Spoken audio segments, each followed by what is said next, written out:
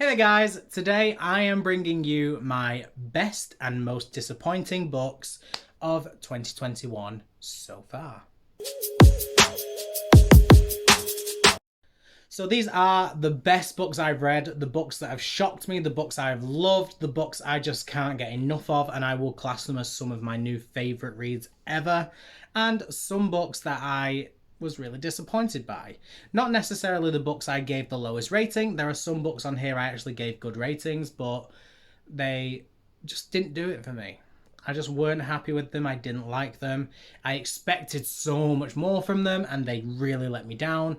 So that's where I'm up to. And I'm going to tell you about them. I'm going to tell you about the negative ones first because I kind of want to end on a high.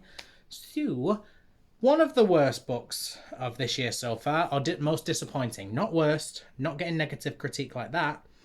One of the most disappointing books is by one of my favourite authors, and that is The Red Scrolls of Magic by Cassandra Clare, and also technically The Lost Book of the White. I've just not picked them both up. This is a kind of spin-off to the Shadowhunter Chronicles. It follows two characters, potential spoilers ahead for this book, only mini spoilers.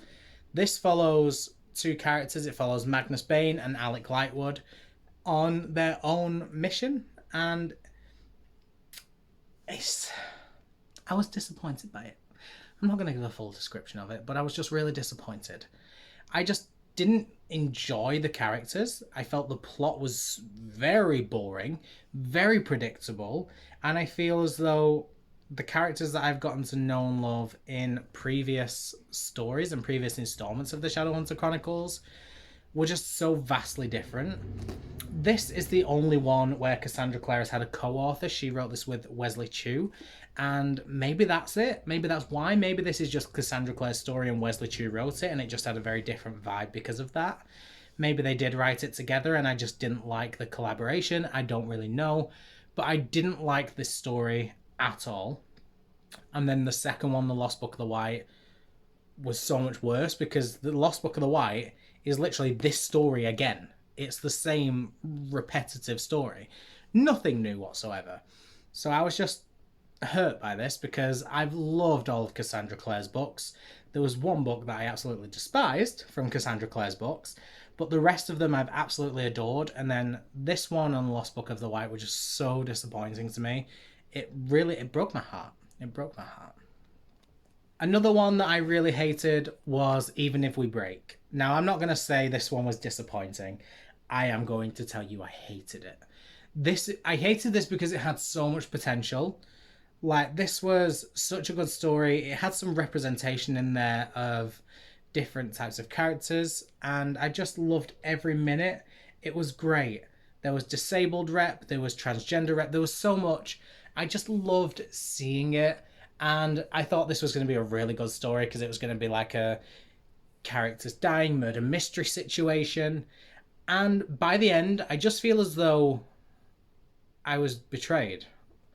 Like, we never really got an explanation of what happened. We never really got an explanation of why things turned out the way they did, what was going on, the motivations of every character. We didn't really get much from them. It was just not it. Not much happened at all. And I actively really disliked this because I feel as though there was so much that could have been done. But then the book set itself up. It gave these really vivid descriptions of things. It gave these really big hints and clues. And then it never went on to follow through with them and say, actually, this is why this happened. Here is how this works. We just had to accept that that's what happened. And I'm like, oh, right. And I actually gave this book a 1.5 star, which should just prove how much I don't like it. I obviously do not own the book anymore. Now, another book I was really disappointed by is History Is All You Left Me by Adam Silvera.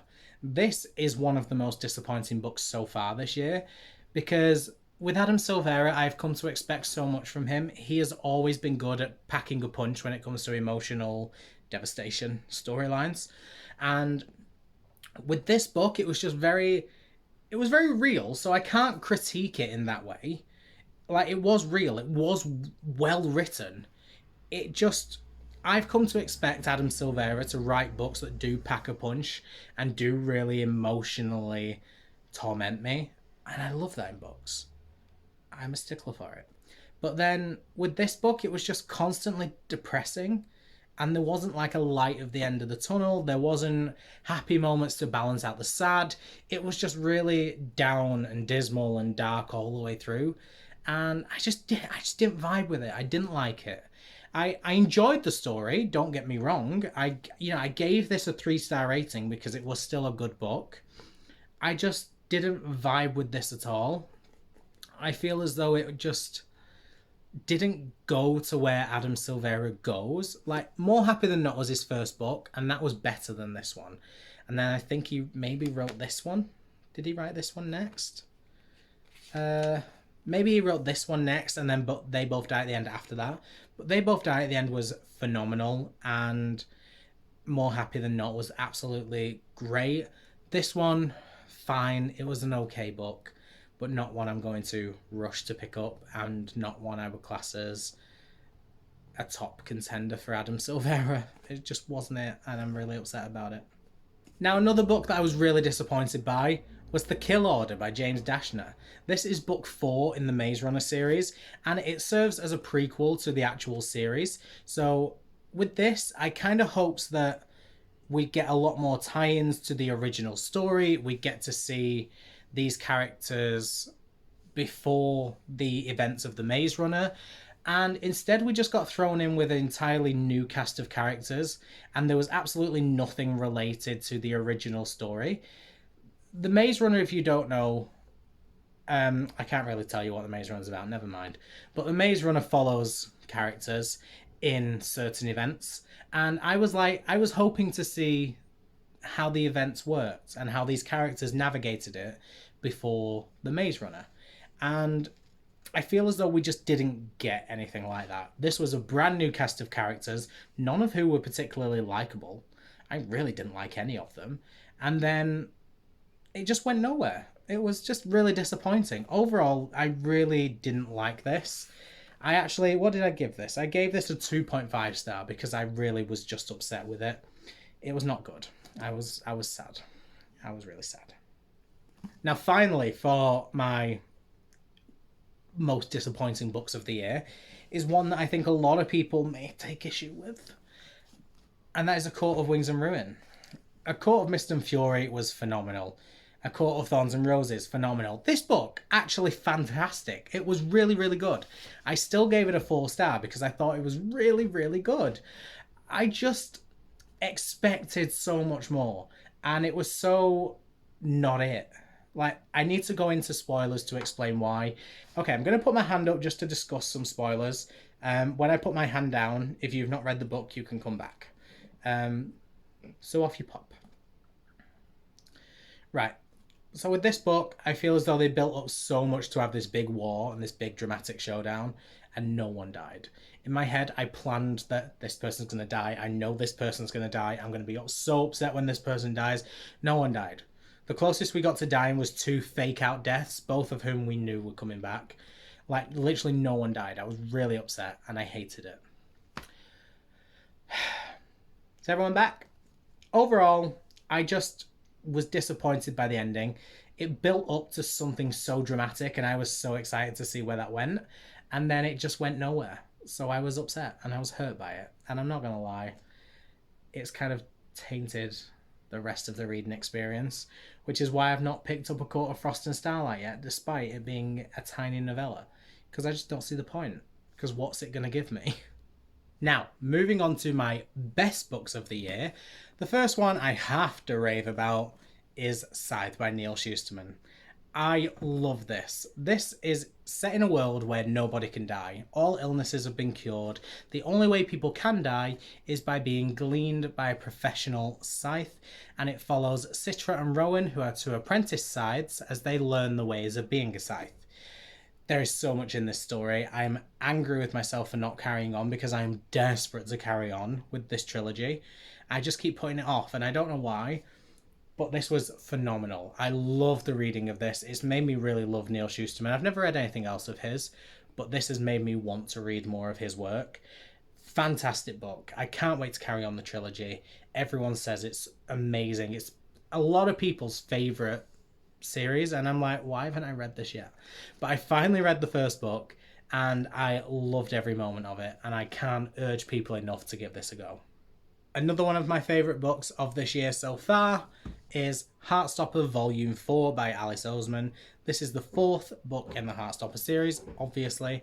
It is a graphic novel series following a couple of boys as they learn to grow with each other and learn about themselves. It's so cute, it's so precious, it's got some amazing photographs, graphic novel sketches.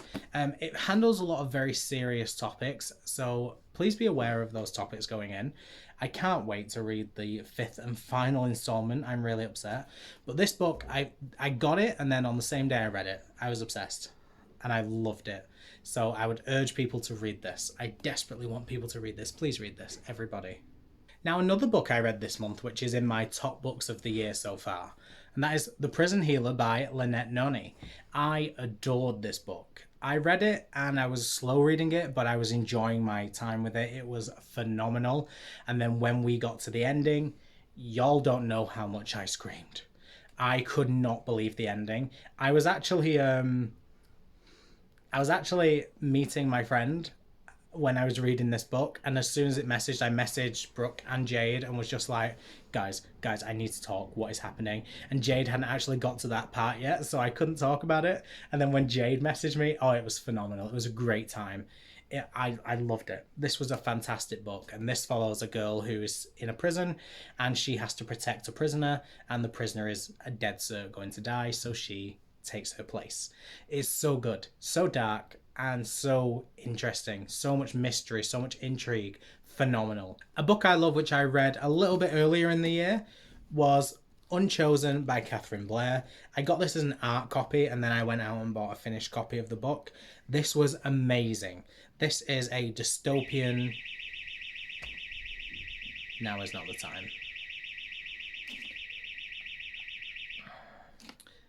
This is a dystopian about a virus that is spread around the world, and it's transferred through eye contact. It's so good. The cover is absolutely stunning. But it's a YA. It was just something I never expected, and Catherine Blair is a fantastic author. I actually bought more of her books just based on this book, and Sheila is one of the book. I bought that book. Not read it yet. But absolutely amazing book. I will never stop talking about this. So good. So good. And obviously there was going to be a Simon James Green on this list, and that was You're the One that I want. I've read a couple of Simon James Green books this year, but this one, I got an ARC proof of it, and then I actually got this one as a signed copy. It's signed and dedicated to myself. This is amazing. It follows a young boy who thinks he needs to say yes to everything and take more chances in life, and it leads him to auditioning to be in a production of Grease. And it's cute, it's LGBT, it's just British. It's so quintessentially British. And I just loved it. If you love a YA, LGBT, cute contemporary, and you're British and you just want a bit of British love and British fun, this is so it. It was just emotional, it was moving, it was, it was really true. It had a lot of serious topics, but it made sure to always be hilarious throughout this book, and I would absolutely recommend this to anyone and everyone. Now, the final book, which is one of my favourite books of the year that I want to discuss, is one that I expected to DNF. I was proven wrong. And that is Crescent City, House of Earth and Blood by Sarah J. Maas. I expected to despise this book. I read this in January for a video I did where I read Brooke's favourite books. Crescent City was one of Brooke's favourite books last year, and I thought, I really don't want to read it. I'm going to hate every moment of it.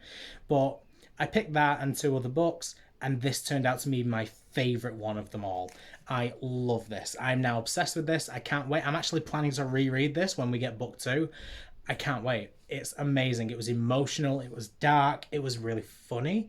It was steamy. It just gave me life. It gave me everything. It gave me such a deeply developed cast of characters. Oh my God, phenomenal. I've had some great books and some great reads.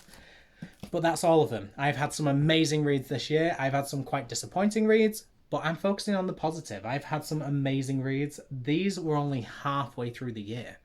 Like, what is the next half going to bring? I can't wait.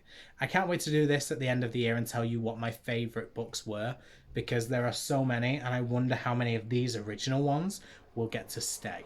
I can't wait. So I will see you guys in my next video. I can't wait. Let me know what your favorite book so far of this year is. I really want to know. As I say, always looking for recommendations.